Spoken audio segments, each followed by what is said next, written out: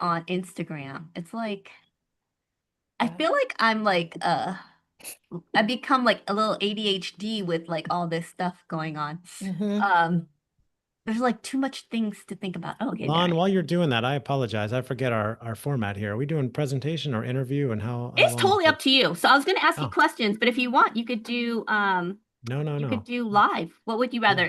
Do you have No, a preference? let's have a conversation. Let's get people involved. Okay, I do enough awesome. presentations. Yay, awesome. Okay, so we are gonna patience, everyone. We're gonna start in a second. They like Zoom has changed everything, so I'm just like trying to figure out everything. Okay, let me spotlight myself and then we'll be ready to go. Okay, awesome. Okay, super. So we're gonna start in a second. Thank you for the patience. Let me turn off the mood music. Uh, awesome. I always like have like this lo-fi pitch. Welcome everyone. Oh, I see my good friend Katab's on the line. I've known Katab for 40 years. Every time I see, and I'm like, I shouldn't say, no, 40 25, 30, years. 30, 30 years, 30 years. I'm not that 30 years. I think we met when we were 18 or 19 in New York at the YMCA. Or I was staying at the YMCA and I met him at a hip hop festival. Rocksteady reunion.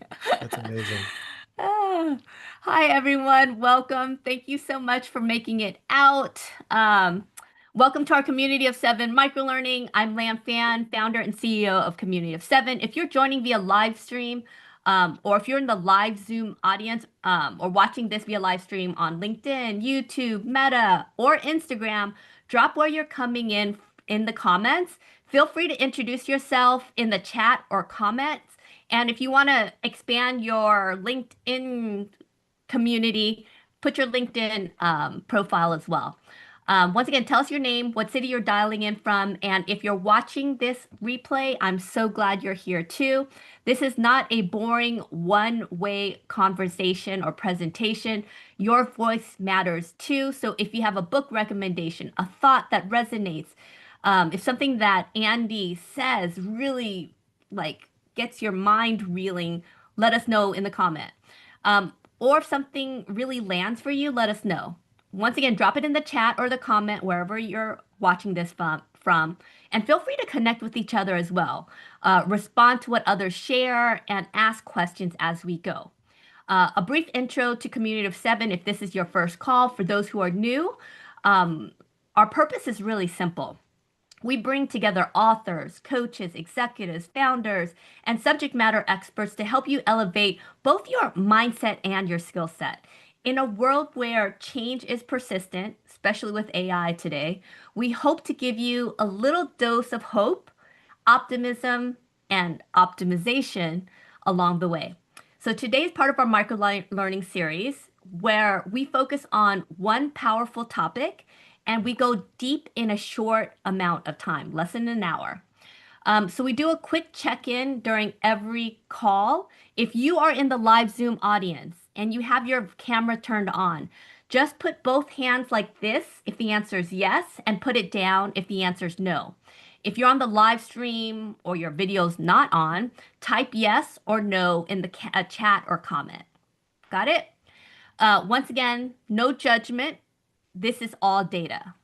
And I'm telling you, it's really helpful when you engage and give us your answers because there's this shared collective. A lot of times we feel like it's just us when there are so many people that feel the exact same way.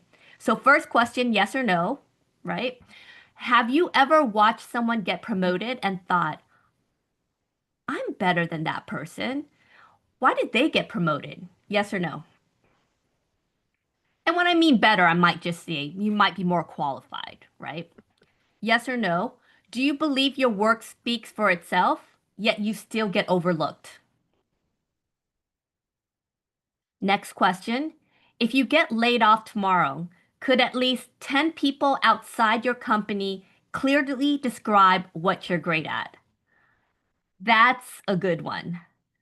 I still don't think my mom, when she was alive, knew what I did, did even after 15, 20 years. Yes or no? Do you avoid posting or sharing wins because it feels like bragging? Yes or no? Have you spent most of your career focusing on being valuable rather than being visible? I would say that was me for like 95% of my career. Yes or no? Do you feel you have purposeful brand? Do you, sorry, let me repeat that. Do you feel that you have a purposeful brand, a personal brand to other people? And once again, for me, it was probably only in the past few years. Thank you so much for sharing your answers today.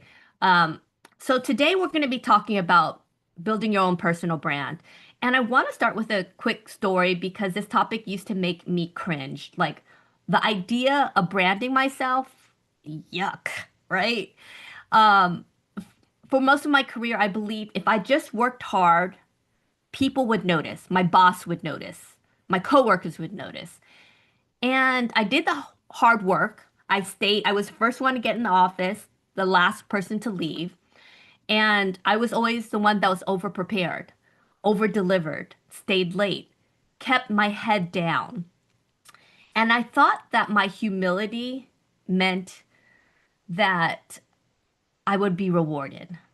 But what it really turned out to be was my humility led to me being invisible at work. And I'll be honest, posting on LinkedIn felt really gross to me. I'm an introverted empath. I've never wanted attention. I've never been the person that wanted to be like in the limelight, right? Um, I especially didn't want to feel like I was selling myself. And I used to maybe post up until 4 years ago or three and a half years ago. I would maybe post 4 or 5 times a year.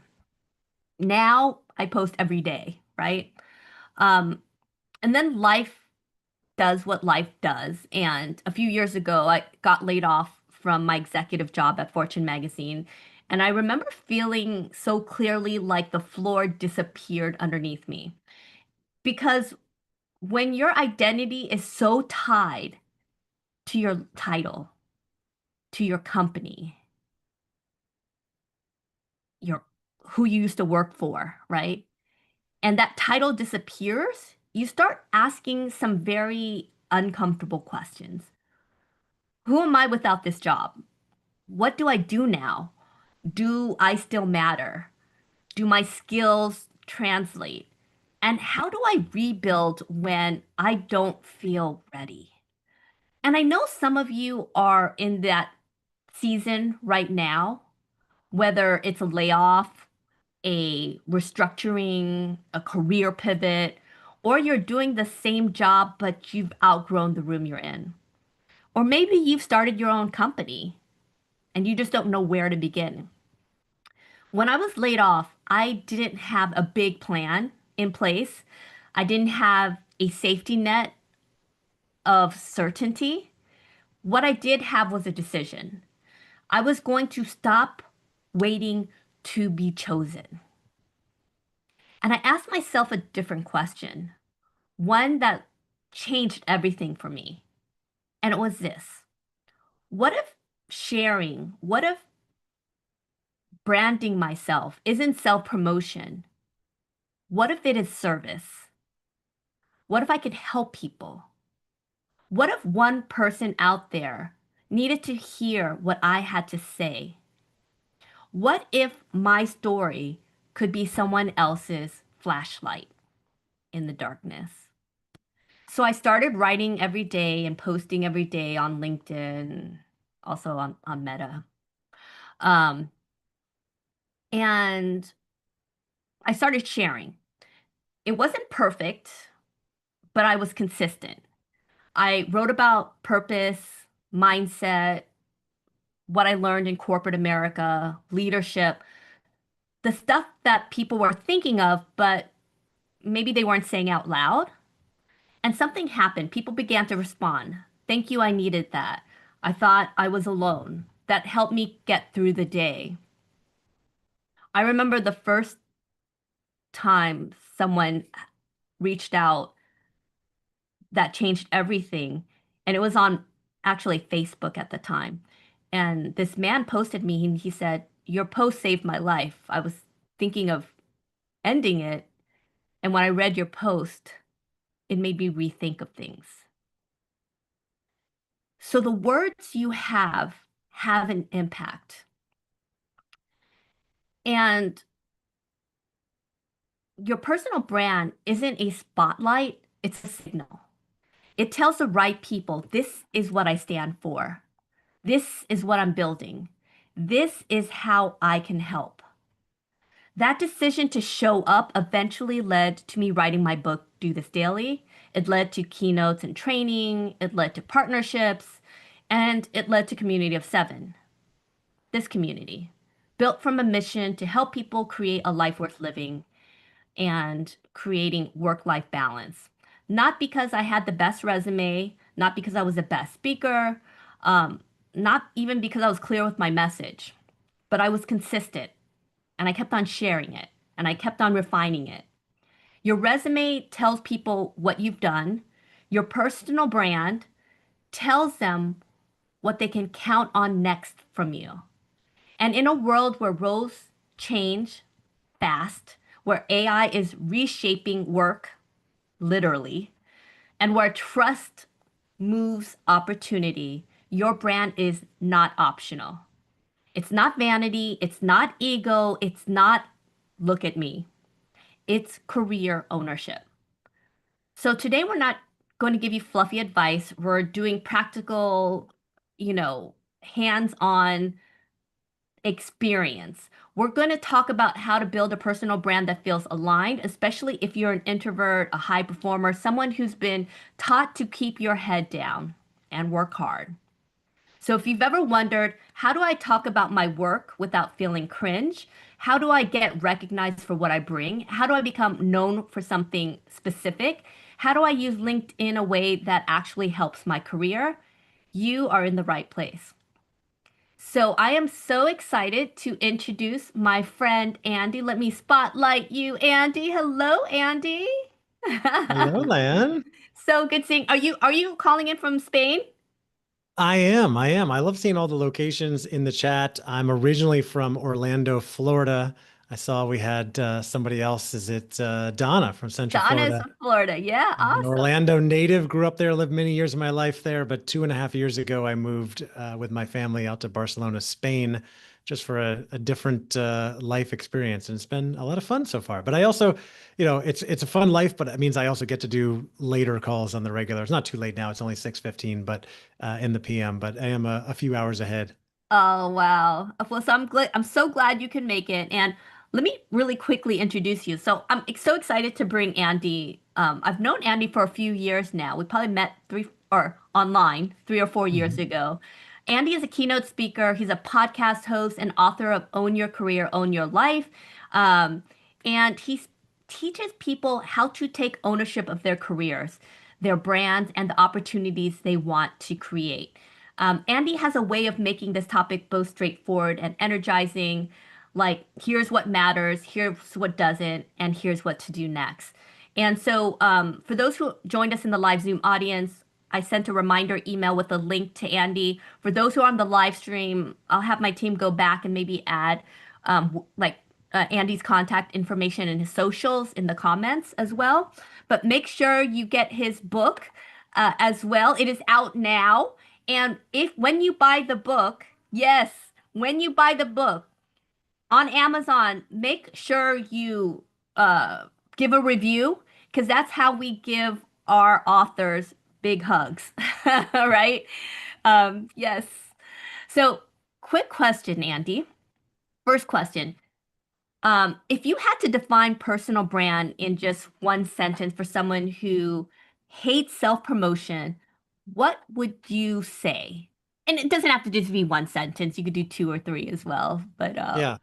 Well, Lan, thank you again for inviting me to your community. I have to say, I'm a keynote speaker. I speak in front of audiences quite often, and that's the most powerful introduction I've ever experienced. I'm just glad I got a chance to be the person to let people into the room, because I don't know if there's much I can add to what you shared already that's going to be more helpful than that. But when I think about what personal brand is, it is essentially your reputation. It's what people think about you. It's what they say about you, especially when you're not in the room. And everybody has a reputation. Everybody has a personal brand, whether you do anything about it or not, whether you're intentional about it or not. People are always making judgments about each other, right? Every time we have a meeting with somebody, we leave that meeting and we have that, whether it's consciously or unconsciously, we think, do I want to meet with that person again? Oh, I would love to talk to Katab again. Or, ooh, that person was difficult. I don't think I ever want to meet with that person again, right? We're always making those micro judgments that are feeding into our brand and our reputation. So if we already have a brand, my philosophy is that we might as well be intentional about it. We might as well own it and be proactive in how we're creating that brand. That doesn't mean trying to be fake or anything that we're not. I am a big fan of authenticity, but it means being intentional with determining what you want your brand to portray and then going out and intentionally building that brand, that reputation, so that people know who you are, what you stand for, what you're good at, and it therefore can lead to new opportunities for you in the future, just like you talked about in your opening, Lan. I love that. And so I I know I felt this way, and I get this from a lot of my friends. We're so trained to focus on our company's brand, right? Mhm. Promoting the Mhm. company that we work for, or even think about the logos we wear on our shirts and stuff. We are trained to promote other people's brands. But when it comes to ourselves, there's this kind of feeling of, I guess, ickiness for most people, I would Yeah. say. Yeah. How do you get past that? Like, and why do you think people feel that way?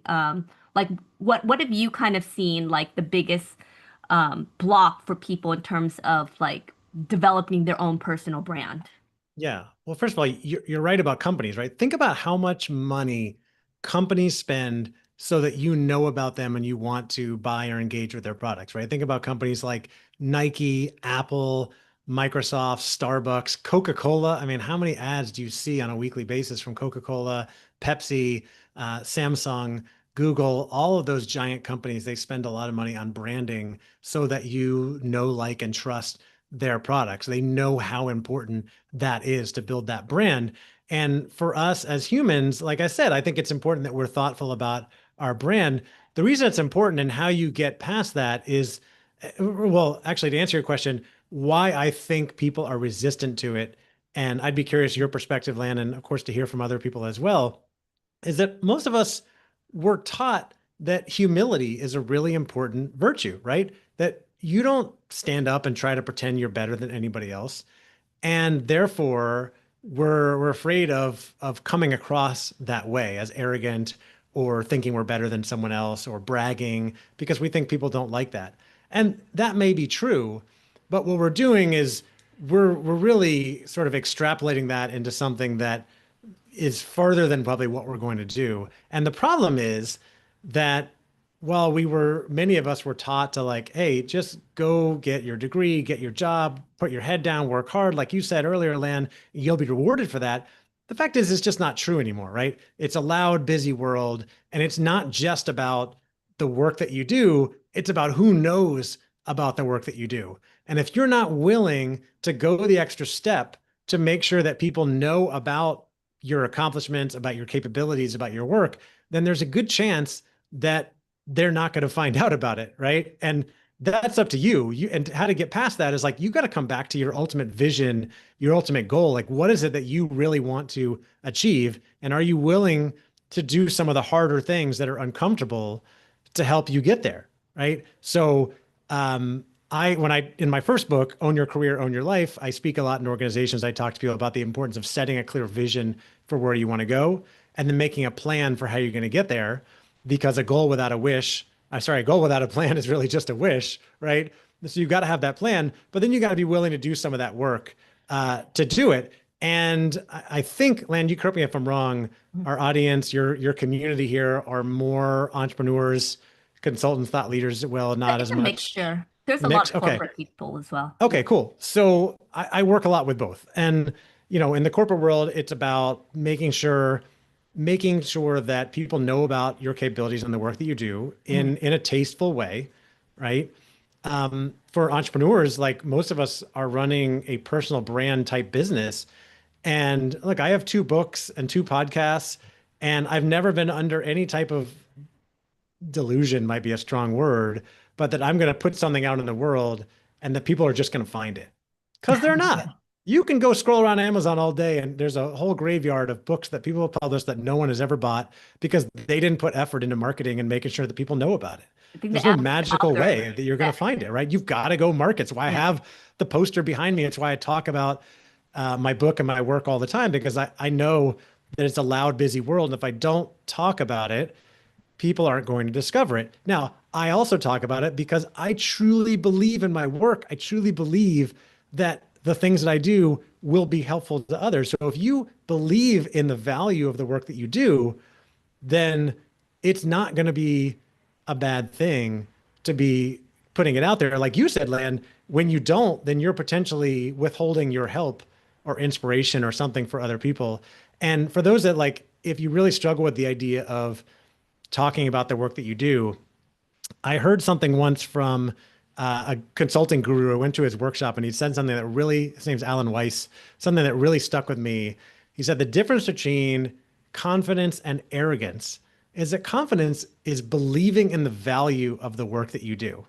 Arrogance is believing that you have nothing else to learn from anybody else. mm, And I think most of us here would fall in that first category.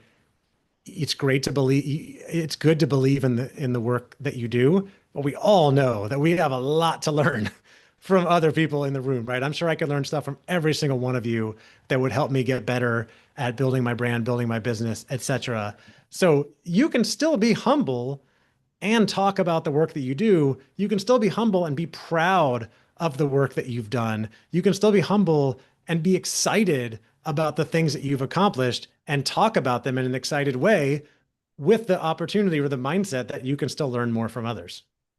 I love that. And, having been both on the corporate side and being an entrepreneur and talking to my friends, especially that just get laid off, it's Mm, literally the same conversation over and over again.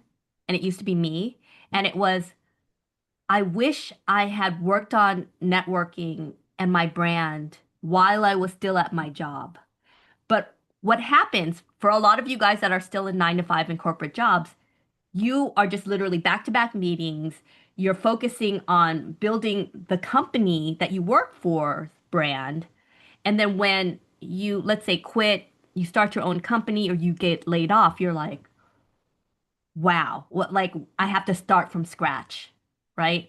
When you need to be building this even before you get to the point where you need to promote yourself because you started your own business, or maybe you're looking for your next job opportunity, right? How do you get your next opportunity? Usually it's referrals, it's people mhm. you know.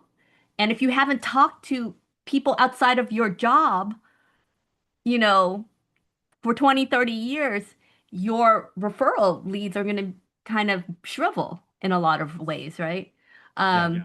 And I was just doing some research, like when you were talking about the book launch, because I kind of went through that as well. I just asked ChatGPT what's the average book sale, and it's like most authors sell between 500 to 1,000 books in the book's lifetime. I would have guessed less than that. That's pretty good. Yeah, yeah. Sure, it's the average, right? Because some people sell a lot more, and that That's true. fits into It's that it's average, brought right? up by Atomic Habits and Mel Exactly. Robbins and Atomic Habit has skewed selling the numbers for millions, right? everyone. Yeah. Exactly. So, going back to your first book, right? Yeah. In terms of owning your career, in your work, what's a big difference between people who own their careers and Mhm. people who, as I kind of mentioned when I first started, wait to be chosen? Because I was that, this was ingrained in me in terms of the Asian immigrant ethos, which is Mhm. work hard, put your head down, be humble, and you'll get rewarded.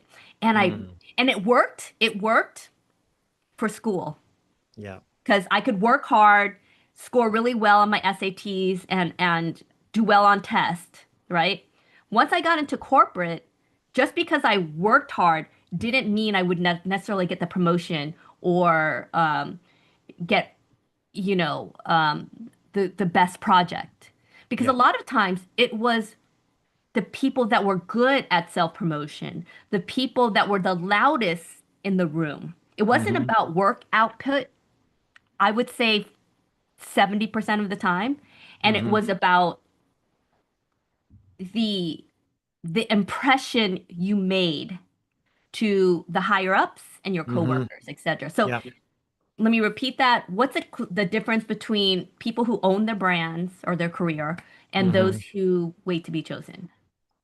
That's something that I've been really passionate about. But before I go there, I want to also acknowledge Terrell made a great comment in the chat, quoting Brad Meltzer about the smartest people in the room constantly being interested in learning. And I think that's the big thing, right? We can talk about our work and still know that we have a lot to learn. And someone I just thought of is going to be probably a surprising role model for many of us in this room who are maybe 30s, 40s, 50s.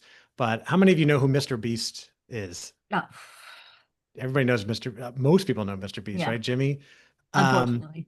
he's unfortunately, he's probably got the biggest brand in the world, and he's only like 28 years old. He's worth $1 billion. His journey has been incredible. I've listened to a couple of podcast interviews with him, and he is absolutely obsessed with learning, like obsessed to the point that not only does he hire a lot of consultants, but I heard him share once that he goes on, first of all, he has like contact info now for some of the most successful, influential people in the world, right? He goes on walks on a regular basis and he just calls friends randomly. And as soon as they pick up, he says, "Teach me something." And his friends now know that when they get a call from him, they've got to be ready to teach him something new because he's so hungry to learn new things all the time. And now we don't have to annoy our friends like that, but we can be learning things all the time.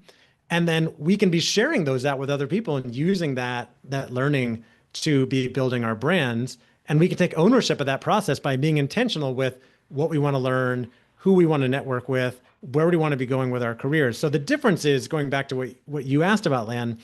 I worked in consulting and training many years, and I worked with a lot of successful companies and leaders. And I observed a lot of people who were kind of drifting through their careers, operating in reaction mode, waiting for people to tell them what to do or where to go. And there's nothing wrong with that. And it doesn't mean that some of them weren't quote unquote successful, right? Moving up the corporate ladder, making more money. But a lot of times they wake up, well into their career and wonder how they got to where they are because they never really sat down and thought about where they wanted to go. And again, that's okay. There's a whole philosophy of like, just work hard and just see where your career takes you. And if you're okay with that, fine. I would rather take ownership and be intentional with what I'm doing and where I'm going. So that means sitting down and using self-reflection to build your self-awareness, right? Getting to know yourself and answering questions like, what are my strengths and weaknesses? What do I love and not like about my career and my job right now? What do I want to be doing more and less of? What are my energizers, things that I get really excited about doing? And where do I want to be going in my career? Where do I want to be in 5 or 10 years? Not that we have any idea what the future holds. And of course, it can absolutely change. But I have found it to be really helpful to have a direction that you're moving toward, right? To have that idea in the future so that when opportunities or challenges come up, it's easier to make the decisions. And you can always be working towards something like, I want to be vice president of my company one day. Okay, cool. It may or may not happen, but I'm going to figure out all the things I need to do to get there, or I'm going to publish a book one day, or I'm going to build a business doing XYZ. Okay, now I can figure out what are all the things that I need to do and start taking the steps to do that. And, a lot of times people say it's not about the journey, it's about the journey, not about the destination. I mean, we all got to make money. We have goals. We do want to accomplish them. But I think in the end, we'll be really proud of the hard work that we did along the way when we were striving for something. And so I always want to be striving for that thing and taking ownership of that process, owning my brand, my narrative, my career, so that I am confident in what I'm doing and where I'm going. Doesn't mean that things might not change or might change. opportunities might come up, challenges are going to come up. I've faced all of it, right? Right when I published my book, my first book in 2020, 3 days before I published my book, or a few weeks before I published my book, I found out I had cancer, testicular cancer that spread across my body. I ended up having surgery 2 days after I published my book. And that was completely unplanned, right? And then I was like marketing on my phone from the couch. I had to postpone podcast interviews Wow. and and I got through that. I'm completely healthy today. But I share that because like nobody's journey is perfect. Challenges are going to come up for all of us. Lan, I know you've had your share of Yeah. challenges as well. You've been public in sharing your story to help others. Um, and it's about being intentional with where we're going and then also being able to flex and adjust for the things that come up along the way, knowing that like that stuff's going to happen. And a lot of times it's out of our control and we can get angry about it, or we can focus on what's in our control, focus on taking ownership of that process and saying, like in my instance, I certainly didn't choose this cancer. I wish I didn't have it, but I do. There's nothing I can do about it other than researching, learning a lot as much as I can about health, nutrition, cancer, and doing everything I can to get healthy so that I can be around for a long time for my family and to help others in the future. You know what I love about you too, Andy, is that there's a lot of things, but you've turned your pain into this, how can I help people from my Yeah. struggles? Because I remember the first time I had been on your podcast, I was just doing some research on you, and I went to your website and before we talked, I noticed that you had like an ebook on dealing with cancer, which was nothing related to what you do Unrelated to the rest of my brand. Yeah. as a keynote speaker and all this other stuff. And I ended up downloading, and it was so the content was great, but it was because in the service of others. You Yeah. turned your pain and your suffering into this, okay, well, how can I turn this around and help someone? Mhm. Which I think is very, very powerful. While you were speaking just now, I had a few thoughts that were, kind of popping in my head. And one of them was when I 10, 15 years ago was in corporate America, did I ever think about what my personal brand was? And the answer was no. I I could barely figure out what I wanted to have for lunch, let alone figure out Mm. what my brand was, right? Yeah. And it wasn't until I went through that incident with Fortune magazine where I got laid off and I was like, Mm. I'm building a business. I have no marketing budget. No one knows who I am, right? Where do I start? Right? And so that was like the big kind of aha moment for me because I was a marketer for Mhm. years. I was a CMO. I was worked for advertising agencies, and I could rattle off P&Ls, brands, 5 year, 10-year plan for, the companies that my clients. But when you talked about me, what I wanted to have for lunch, I would be like, I don't know. Yeah. I don't know, Yeah. right? Yeah. And I think a lot of us are like that, right? Yeah. And in my book, Do This Daily, I tell a story about the first question. I talk to a lot of CEOs. The first question I always ask is, what brings you happiness? Mm. And 98% of the time, there is silence, and they really can't they can't articulate what brings them happiness. And I always ask them, if you can't articulate what brings you happiness, how do you expect to get there? Because they same brilliant, successful CEOs can Yeah. rattle off their company's P&L, 5 year, Hmm. 10-year plan, their Yeah. competitors, list goes on. But when I ask them what brings you happiness, what brings them joy, Mm. silence. And Mm. what I say is that life is like a GPS. For a GPS to work, you need that address Hmm. in order to get anywhere. In life, that address is intentionality. And if you don't know what you stand for, if you don't realize here's the thing, when you talk about your brand, it's really about what matters to me, what is important, how do I help people, how am I of service to others. So in the beginning, when I asked everyone the question, can 5 or 10 people articulate what your secret sauce is, what you do? Most people couldn't raise their hands. We Hmm. didn't get a lot of yes and no's for that question. And the question is, why? Right? Hmm. So for someone, Andy, who is talented, and maybe amazing at work, but they feel like they're invisible. That was me for years. Even though I might have had the title, Yeah. I would was a person working on the PowerPoint but never presenting it, right? I was a person who did all of the work but was kind of like never had a seat at the table. What are the first 2 to 3 moves that the folks on this call can, or watching this via live stream, can do to become known and trusted, either at work or in their field?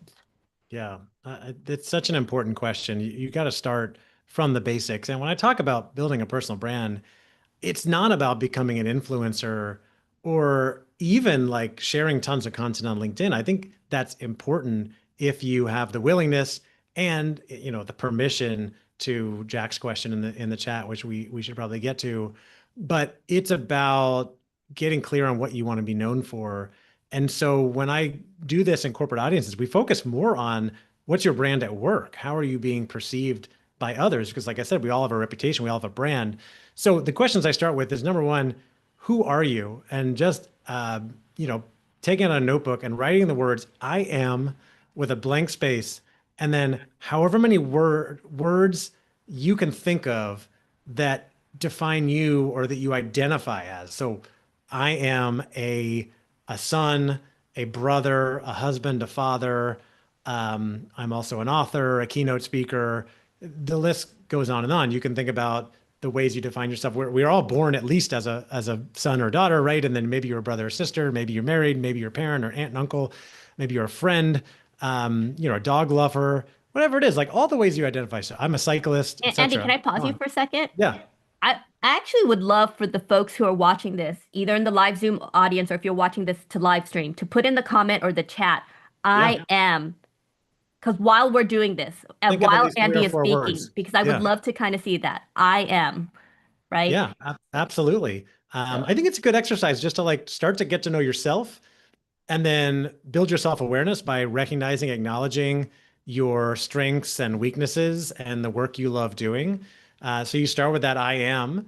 And by the way, there's no judgment. You don't have to be world class. I'm a cyclist. My bike is behind me. I ride my bike 2 or 3 times a week. I'm far from a pro. I get passed on the mountain all the time, but I'm still a cyclist, right? I consider myself an athlete because I still play sports at 46 years old, almost 46 years old. I'm not a pro, not world class, but I can still play basketball. I play paddle, etc. Right? And so if you write in your journal, you're a writer. You don't have to be a published author, right? Just what are the ways that you identify yourself? And you could go to adjectives too, like I'm loyal, I'm faithful, like Tammy said, I'm kind, whatever it is. And then the next question, building on that, is what do I want to be known for? What do I want to be known for? By the way, I have a digital workbook you can download for free. It's at ownyourbrandbook.com. If you go there and scroll down a little bit, you got to put in your email address, but you can download that. It has all these questions and exercises. But what do I want to be known for? And how do I want people to introduce me in meetings? Or what would I want people to say when they introduce me in meetings? The more people get to know you and know about your strengths and your accomplishments, the more likely they are to say, like, oh, this is Lan. She's had a successful corporate career in marketing and now is a published author and a speaker and a coach, does amazing work in XYZ. And you can be really proud of that stuff. So who am I? What do I want to be known for?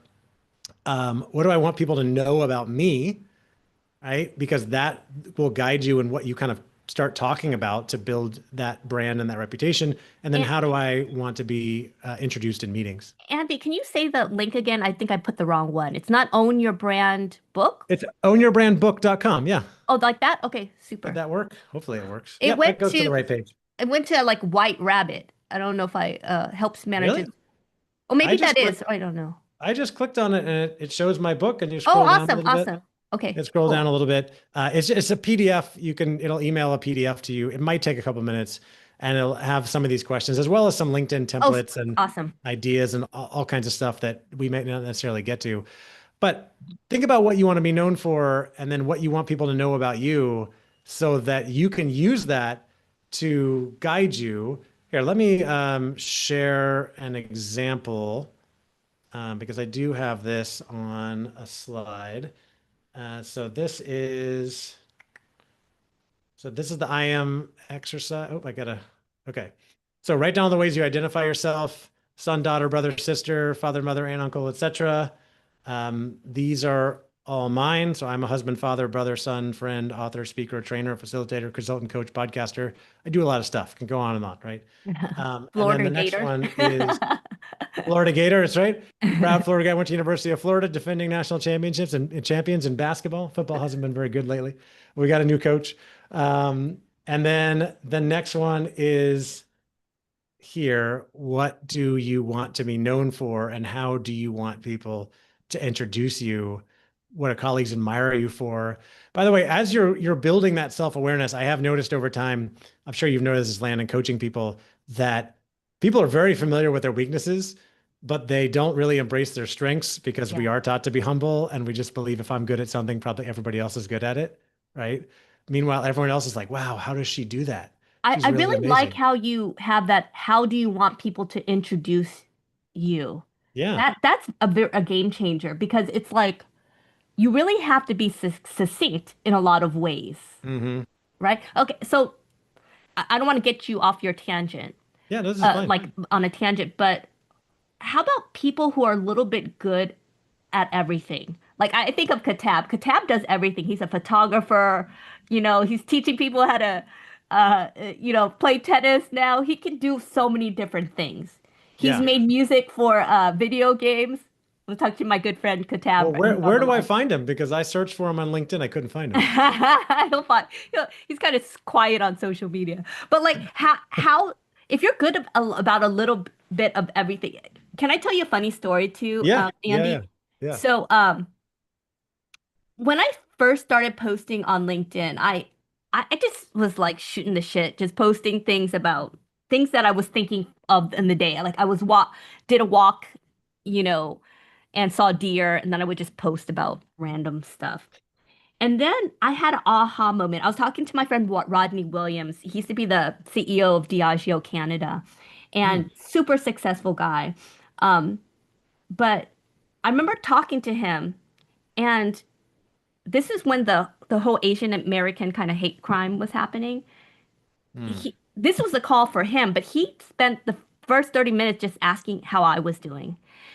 And I realized the community that I was building, in terms of Community 7, were the community of givers and empath and introverts. And I was like, and I realized that I was talking to people who are like me, right? The people who aren't the loudest in the room, the ones that usually quietly are the heart of a lot of companies and they do the work, but they're not very good at promoting themselves or Hmm. speaking up or whatnot.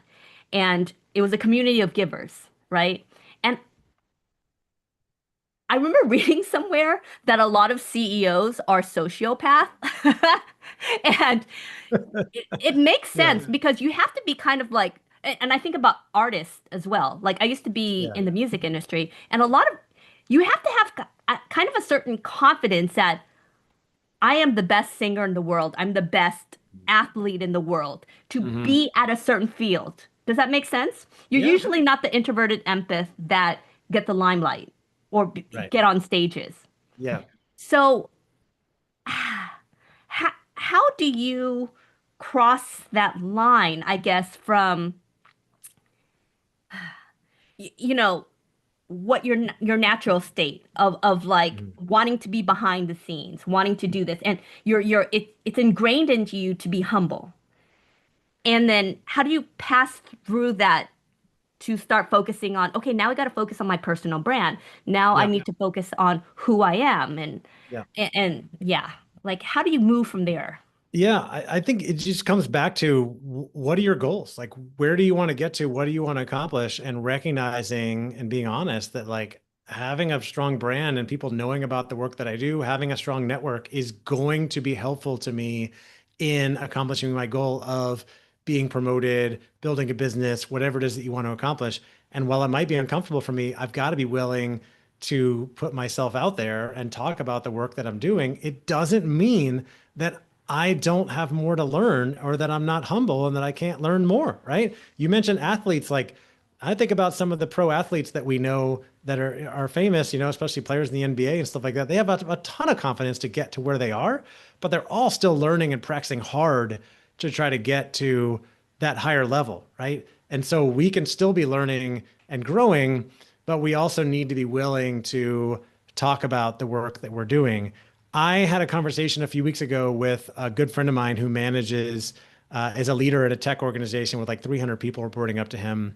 And he told me one of his frustrations was he tried to get somebody on his team promoted, and leaders above him said, "We're not going to promote that person because we don't know who they are." And so his frustration was, my people don't have a strong enough personal brand. What can we do to help them? And so he's trying to coach them now on like becoming more visible. Now, you could argue that that's part of his job as a leader, is to like put them forward and get them, make them more visible in meetings and things like that. But the fact remains that like it's important. The work alone is not enough. That's the table stakes, the foundation. We've got to make sure people know about the work that you do. It's why I know. So my main profession, right? Besides I've got books, I'm a keynote speaker. I know I'm a really good speaker. I also know that I have a ton to learn and lots of room to get better, which is why I watch other speakers. I take courses, I read books, I study the profession because I know I can get a lot better. And I know that just doing it is not going to be enough for people to know about it. So I go post on LinkedIn almost every time I speak somewhere because I want people to know and associate with me with being a speaker. Oh, Andy's out there speaking again. And eventually they're going to have a need, and they're not going to think of me if I haven't talked to them or said something about it in the last, I don't know, 3 months or so. That's kind of my assumption, that unless I've talked to you or you've seen my content in the last 3 months, you're probably going to forget I exist. Hopefully you don't. But that's kind of my mindset about it. Like I've just got to be constantly getting in front of people because it's such a busy, crowded world. And we all have different situations and different goals and things we're trying to accomplish. And some people have restrictions on what they can post and where and things like that.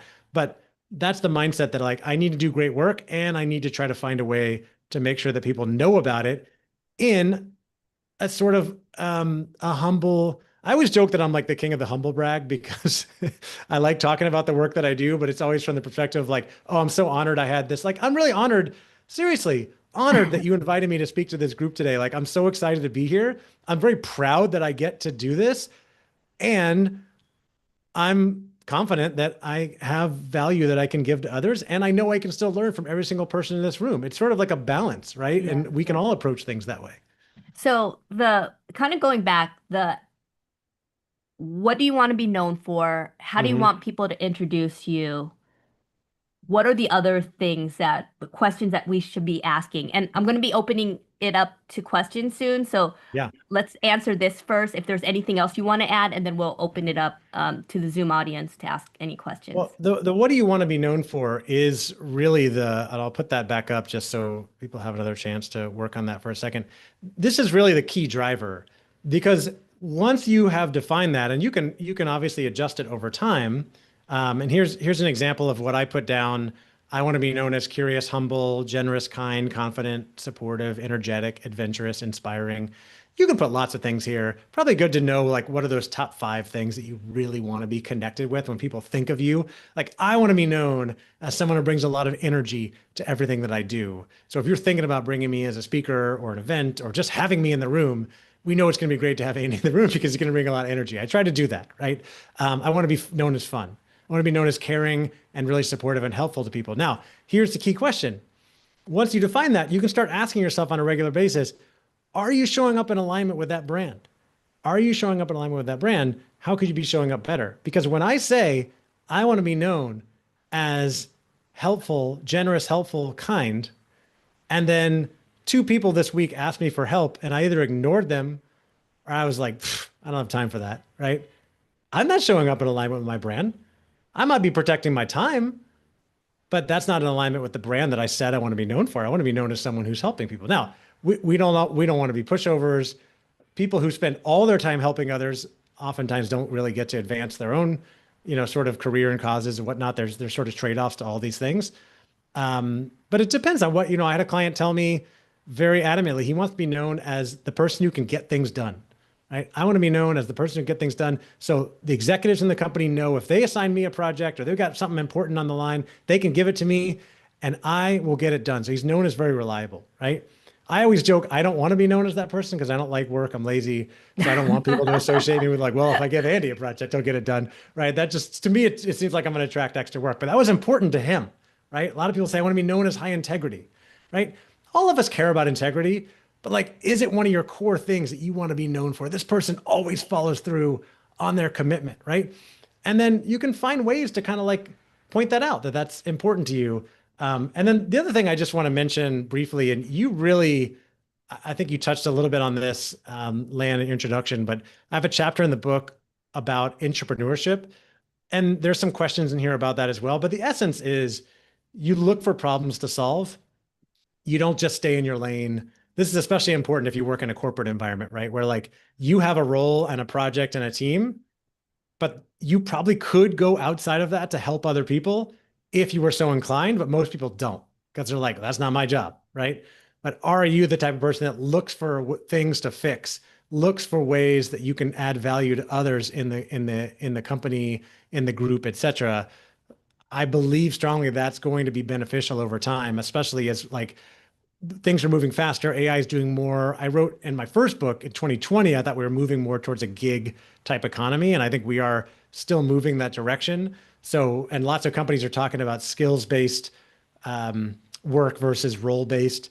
And most of them haven't quite figured out how to get there yet. But the idea is eventually they'll just be placing people based on their skills and helping them develop based on the skills they need in the future and not just sticking with one defined role, right? So then you can also be intentional about what's, you be cognizant of the skills you have, but intentional about the skills that you want to develop. What are the things you want to learn so that you can also utilize that to develop your brand. And then just remember, your brand is built in the interactions that you have with people, clients, colleagues, et cetera. Every time you have a conversation with someone, whether you're professional or not, are you collaborative? Are you helpful? Are you fun?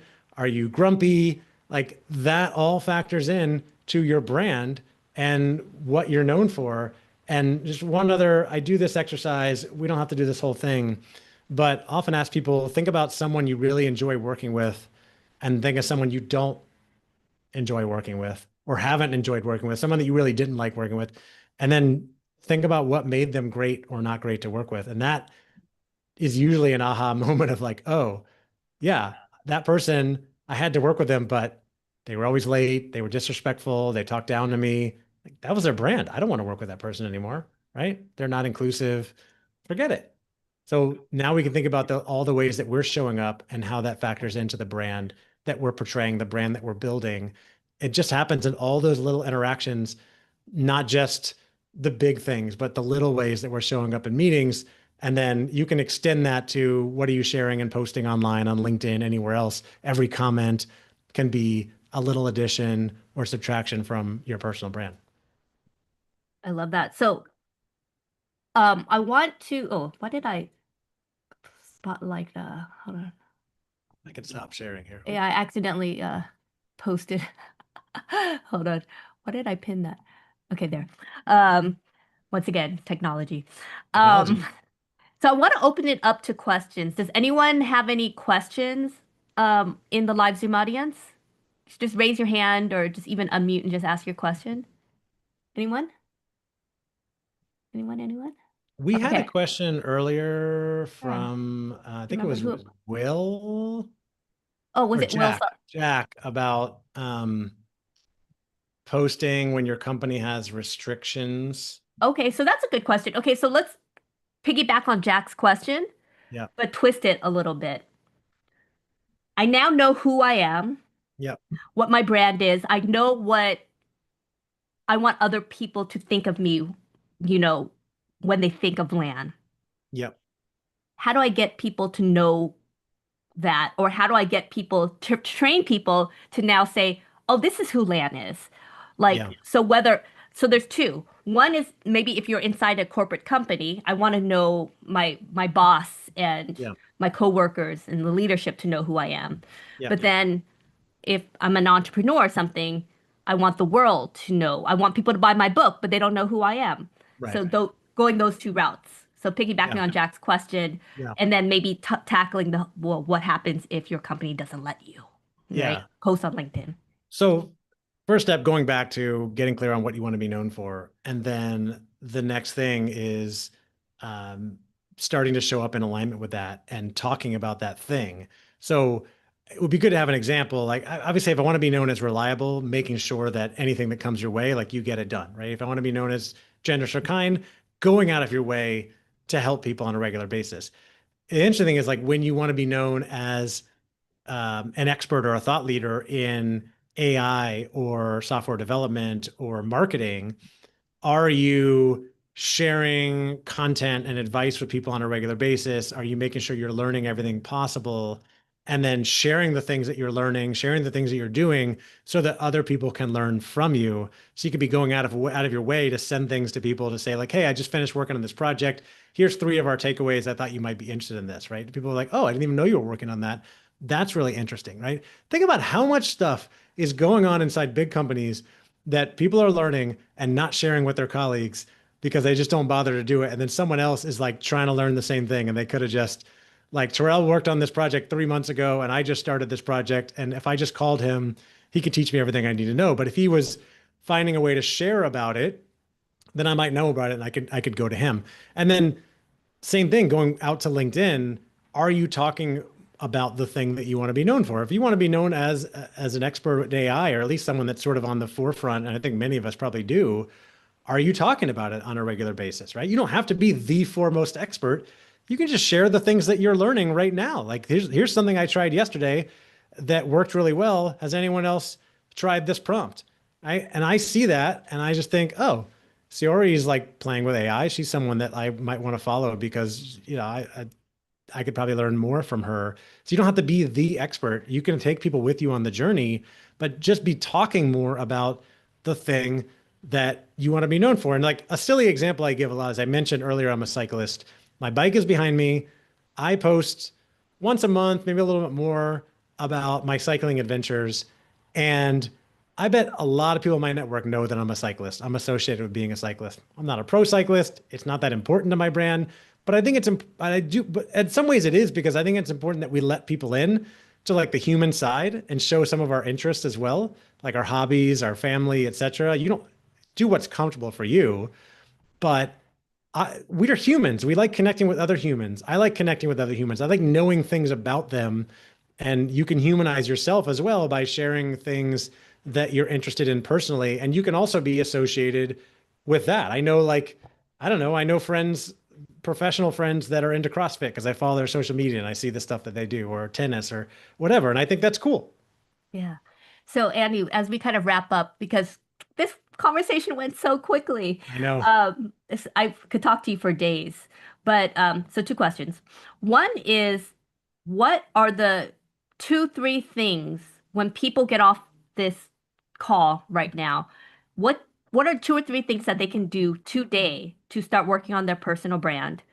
And then lastly, how do we find you? Tell us about your book, any other last minute kind of things that you want to kind of share with the community and people who are watching. Yeah. So the 2 or 3 things are: one, get real clear on what you want to be known for, what you want your brand to be. Number two, make sure that your LinkedIn profile and anything else that's sort of public facing that people can find you on at least looks professional and talks about the things that you're interested in that you do. You don't have to do like a full revamp and website and all this stuff, but just get clear and like, is it aligned with that? If you want to be known as someone who's an expert in AI, do you talk about AI in your LinkedIn profile? Is your photo nice? Update your headline because it's customizable and it defaults to just title at company, but you can put whatever you want there. And then the next thing I'd say is, if you don't have any restrictions, go post something. Just post something you learned, post something that's interesting about the thing that you want to learn or you want to be known for. It doesn't matter that you have only 600 connections and you don't know how to write a perfect post. Who cares? Like Lan said, you just get started, put something out there. You saw a deer. I thought that was funny. Yeah. Just like, I'm interested in tennis or AI or, marketing or whatever. Post about something you read recently, post about something you learned, post about this conversation. Yeah. I'd love it. Tag me. I'd be happy to comment, right? Tag me too. Make it meta, tag Lan. right? But just go post something just to get the practice of like talking about something that you did. Yeah. I doubt you're going to do it in an arrogant bragging way. Just be like, oh, I learned this thing. It's really interesting, and here's how I'm going to implement it in my life or my career. That's cool. Here's something I find helpful that could be helpful to others. So I have one thing I just started doing this year that I have loved so far. Anybody can go do this, by the way. I've been podcasting for like 9 years now. It's crazy. But it's always been like a weekly podcast on a topic. This year I shifted. I have two podcasts. One is called the Talent Development Hot Seat. It's all about corporate talent development, training and development, where I interview experts in that space. But the other podcast is called the Andy Storch Show. It's my name, the Andy Storch Show. And all I do is record 5-minute episodes with like a story and a lesson that you can use to help you achieve your goals, live a better life, whatever. And I just put it out there. I don't do a ton of editing. It's very easy, consumable, 5 minutes. I share on every weekday. And I have loved doing it because it's helping me just get my thoughts out into the world. There's very little pressure. I don't have a huge following on there. I'm grateful for every download, every listen. I know these things that I'm sharing can be helpful to others because they've been helpful to me, right? You don't have to be Simon Sinek or the foremost expert, Adam Grant, who's done tons of research. If you have found something that's helpful to you, it's probably going to be helpful to 100 more people, right? Because there's at least 100 more people that are just like you, struggling with the exact same thing that you're struggling with. So whatever you figured out, you can share that and it's going to be helpful to someone else. I've been doing that with my podcast, and then I use that to create other content. And that's sort of like the thesis philosophy for everything I do. Like if I've learned something that's been helpful for me, it's going to be helpful for somebody else. And that's how you get past it. Can I piggyback on that? Because when you Yeah. said that, it automatically brought me back to how I shifted from, oh, this feels yucky posting about myself and working on Hmm. my personal brand online. And it was like, how can I help people? How can I help one person reading my post or my content or my book? How can I help someone? And if you're feeling, this doesn't feel yucky to focus on myself, Hmm. focus on how can I be of service to someone else? How can I Yeah. help someone, right? Yeah. Um, and to go back to Jack's question on if your company has a policy that you can't post, usually it's about you not being able to post about your company. Yeah. But you could post about if you are an AI expert or social They media can't expert, you could stop talk you. It's a about free social world, right? media as long Free as you're not country. talking about social media for your company. Right. So your company is never going to say you can't post on any socials. Yeah. It's you can't post about your work at our company. So just Yeah. post on your field rather than your company. Okay, so time is up. I literally could talk to you forever. Andy, so for those who are in the live Zoom audience, this is a one time where I ask you to turn on your cameras and then put this in gallery mode so you can see everyone. Turn on your cameras if you're in the live Zoom audience, please. Because and unmute yourself because Andy deserves a big round of applause. Woo, Andy! Thank you so much. Thank you everyone for joining. Love seeing you guys. I'm doing something new thanks to AI. I'm gonna send you guys a recap and notes, and also links to where to buy Andy's book and find him as well. So I'll be sending those who signed up from the live Zoom audience. If you're watching this via live stream, you can be like these amazing people and be in the live Zoom audience and ask questions by just going on to the Community of Seven website or registering on LinkedIn. Thank you, everyone. Have an amazing day and post today. And if you post, can tag me and Andy just for today. We will respond to your LinkedIn post. And try to Okay. tag Katab, but you won't find him. Yeah. Post could tap, but he's a ghost. Okay. Thanks, everyone. Bye.